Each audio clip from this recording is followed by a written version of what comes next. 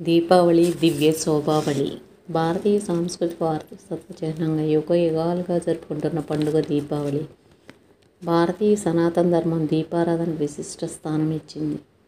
శ్రీ ఆదిశంకరాచార్యులు షణ్మత స్థాపన చేసినప్పుడు పంచాయతన పూజ విధానంలో స్కందునికి ప్రతీకగా దీపారాధన ఏర్పాటు చేశారు. ఏ శుభకార్యాన్ని ప్రారంభించినా ముందుగా దీపారాధన చేయటం ఆచారం. దీపం అగ్నికి సంకేతం. సత్కార్యాన్ని అడ్డుకోవడానికి వచ్చిన దుష్టశక్తులను దహించేయాలని దానిలోని అంతరార్థం.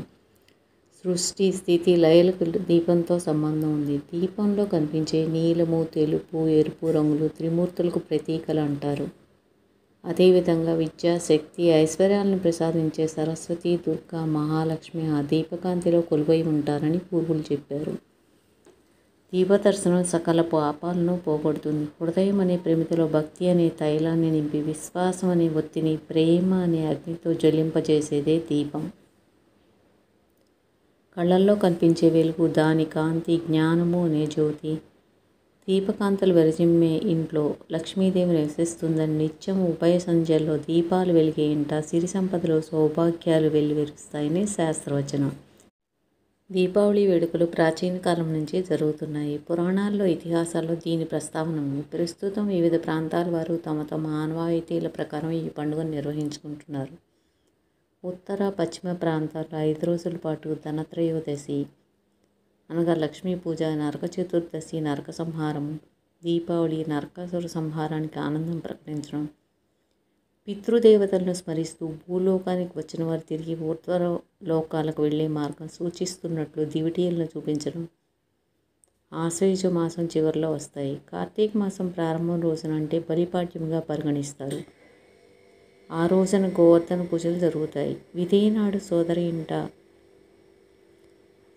ఇంట సోదరుడు విందు, భగినీ హస్తభోజనం ఆరగించి దీవెనలు, కానుకలు ఇస్తాడు. ఇది రక్షాబంధన్ను పోలి ఉంటుంది. దక్షిణ భారతంలో నరక చతుర్దశి దీపావళిగా 2 రోజుల పండుగగా దీన్ని నిర్వహిస్తారు. బెంగాల్ ప్రాంతంలో కాళీ పూజలు, తమిళనాడులో ప్రత్యేకంగా పితృపూజలు చేస్తారు.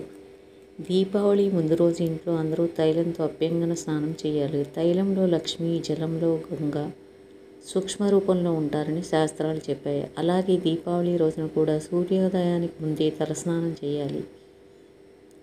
ఆ 2 రోజులుగా ఉదయాన్నే ఇష్టదైవాలను పూజించాలి. దీపాలను వెలిగించి పూజా మందిరం దగ్గర, ఇంటి ముందు తులసికోట దగ్గర ఉంచాలి. దీపావళి నాడు లక్ష్మీ పూజ నిర్వహించాలని విష్ణు, మార్కండేయ పురాణాలు ప్రత్యేకంగా చెప్పాయి. అది క్షీరసాగర మథనంలో లక్ష్మీదేవి ఆవిర్భవించిన రోజు. దీపావళి నాటి సాయంత్రం ఇంటి ముంగట కల్లాపు చల్లి ముగ్గులు పెట్టాలి. తులసి కోట దగ్గర అలంకారాలు చేయాలి. అష్టైశ్వర్యాలు అనుగ్రహించే లక్ష్మీదేవితో పాటు గణపతిని కూడా అర్చించాలి. ప్రమిదల్లో దీపాలు వెలిగించాలి. షడ్రుచులతో కూడిన వంటకాలను నివేదించాలి. ధూప దీప నివేదనలు పూర్తయిన తర్వాత ప్రమిదలను ఇంటి ముంగిట అలంకరించాలి. తులసి కోట దగ్గర ప్రతి గుమ్మానికి ఇరువైపులా దీపాలు పెట్టాలి. అలా దీపజ్యోతులతో ప్రకాశవంతమైన ఇంటికి మహాలక్ష్మి వచ్చి కొలువై ఉంటుందంటారు పెద్దలు. అనంతరం బాణసంచా కాల్చి ఆనందోత్సాహాలతో వేడుక జరుపుకోవాలి.